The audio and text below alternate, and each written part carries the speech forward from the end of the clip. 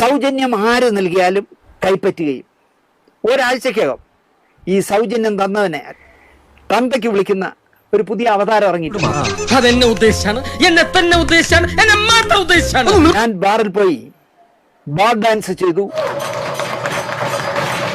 എന്നെ റിസീവ് ചെയ്യാൻ മലയാളികൾ മത്സരിക്കുകയാണ് ഗൾഫില് എന്നൊക്കെ വീരവാദം അടിക്കുന്ന ഈ മാർക്കറ്റ് വാല്യൂ ഉള്ള ഒരു മുഖമാണ് എന്നാണ് ദുബായിൽ നിന്ന് കിട്ടിയ ഒരു വാർത്ത. നിങ്ങൾക്കൊരു സത്യം അറിയോ? ഞാൻ ഒരു വലിയ സംഭവം. ഒരു സുഹൃത്ത് അയച്ചു തന്നത് ലവളുണ്ടല്ല, ലവള്, അവൾ ഇവിടെ കാണുന്ന എന്തൊക്കെയാ ദിനേശെ കാണിക്കുന്നേ.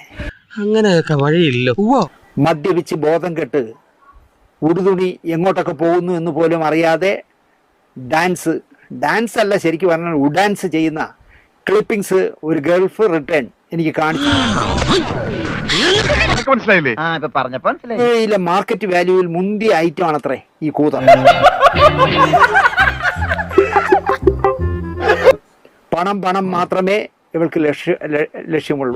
അഴുക്ക സംസാരം ബ്രോക്കറെ. ഒരുങ്ങി കെട്ടി ഒറ്റയ്ക്ക് പോണ പോക്ക് കണ്ടാൽ പെറ്റ തള്ള സഹിക്കും. ചിരിച്ചു.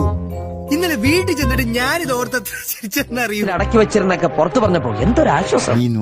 അയാൾ ഒരു എണസ്തുതിയാണ്, എയർ തന്നെയാണ് എപ്പോഴും. അതുകൊണ്ട് ഞാൻ ബഹുമാനിക്കുന്നതാണ്. എന്റെ ഹസ്ബൻഡ് ഒരു സിനിമ കഷ്ടം. പക്ഷെ ശാന്തിവിള ദിനേശൻ അപ്പൂപ്പ കൊറേ ആയാലോ താൻ എന്നെ പറ്റി പറയാൻ തുടങ്ങിയിട്ട്. അതെനിക്ക് ഇഷ്ടമില്ല. നീ ഒരു കാര്യം മനസ്സിലാക്കണം. എനിക്ക് നാണമില്ലേ